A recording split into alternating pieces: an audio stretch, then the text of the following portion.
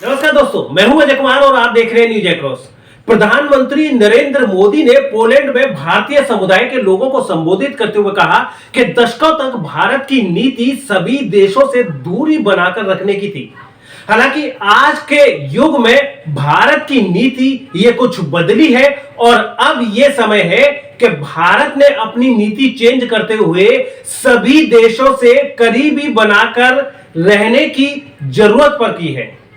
उन्होंने मोदी मोदी के नारों के बीच कहा कि भारत भगवान बुद्ध की धरती है, इसलिए भारत इस क्षेत्र में स्थायी शांति का समर्थक है।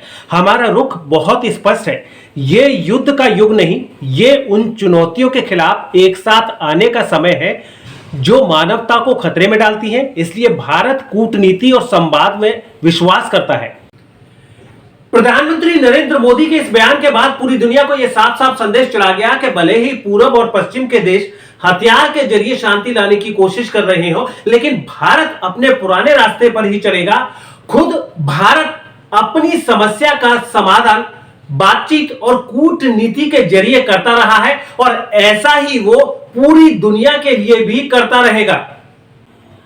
पहले रूस जाकर पुतिन को शांति की नसीहत और अब यूक्रेन के लिए बुद्धम शरणम गच्छामि की वकालत।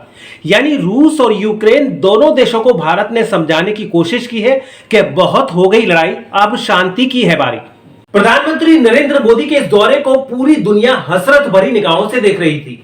क्या अमेरिका, क्या चीन और क्या यूरोप, सब ने अपने अपने हथियार बेचे, दोनों देशों में खूब खून बहा दिया और अब इनको लग रहा था कि भारत कोई चमत्कार कर देगा, क्योंकि ये देश तो अब ऐसा नहीं कर सकते हैं, क्योंकि इनका अपना अपना ईगो है, अपना अपना स्वार्थ है और अब ये ऐसा कुछ नहीं कर सकते हैं क्योंकि इन देशों में से कोई भी झुकने को तैयार नहीं है। इसलिए इन लोगों को लग रहा था, इन देशों को लग रहा था कि भारत कोई चमत्कार जरूर करेगा। मौजूदा वैश्विक परिस्थितियों में रूस और अमेरिका दोनों को ही भारत की जरूरत है, इसलिए विवाद सुलझाने में भारत की भूमिका अहम हो जाती है। क्वाड में भारत की हिस्सेदारी को लेकर अमेरिका उत्सुक है, वहीं ब्रिक्स में पुतिन की चाहत है कि वो मोदी और शी जिनपिंग के साथ खड़े होकर पूरी दुनिया को रूस, चीन और भारत की एकजुटता दिखाएं।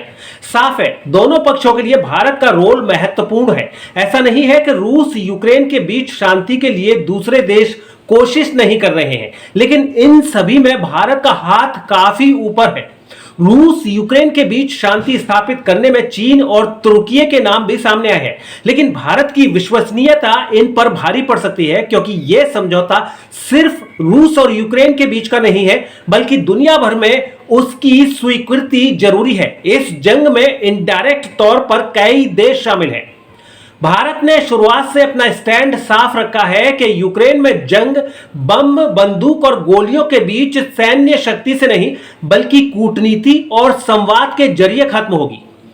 यूक्रेन में युद्ध खत्म कराने को लेकर भारत पहले से ही कोशिश कर रहा है। प्रधानमंत्री नरेंद्र मोदी ने पिछले एक महीने में पुतिन और जेलेंस्की के साथ फोन पर 2 बार लंबी बातचीत की है। शुरुआत में तुर्की ने ब्लैक सी में अनाज की आवाजाही शुरू करने में अहम भूमिका निभाई, लेकिन धीरे धीरे उसका उत्साह ठंडा पड़ गया। दुनिया के कई हिस्सों में कट्टरपंथी इस्लाम को बढ़ावा देने में तुर्की की भूमिका संदिग्ध है। वहीं चीन ने भी यूक्रेन के विदेश मंत्री की मेजबानी की, कुछ प्रस्ताव रखे, लेकिन फिर उसकी मध्यस्थता धीमी पड़ गई। पश्चिमी देशों को यह भी लगता है कि चीन का पलड़ा रूस की तरफ झुका रहेगा। मतलब बिल्कुल साफ है कि भारत को रूस और अमेरिका दोनों गंभीरता से ले सकते हैं। मोदी को पुतिन का समर्थन मिलता है, अमेरिका भी भारत को अधिक लचीला और खुले विचारों का मानता है। वहीं यूक्रेन को भी लगता है कि भारत का इसके इलाके में कोई इंटरेस्ट नहीं है, इसलिए वो भारत पर भरोसा करेगा। तो दोस्तों फिलहाल इस वीडियो में इतना ही। अगर वीडियो पसंद आया हो तो कमेंट बॉक्स में कमेंट जरूर करें, साथ ही साथ इस वीडियो को ज्यादा से ज्यादा लाइक और शेयर भी करें। और सबसे जरूरी बात कि अगर अभी तक आपने हमारा चैनल सब्सक्राइब नहीं किया है तो अभी के अभी इसे सब्सक्राइब कर लीजिए, ताकि ऐसे ही जानकारी वाले वीडियो आपको सबसे पहले मिल सके।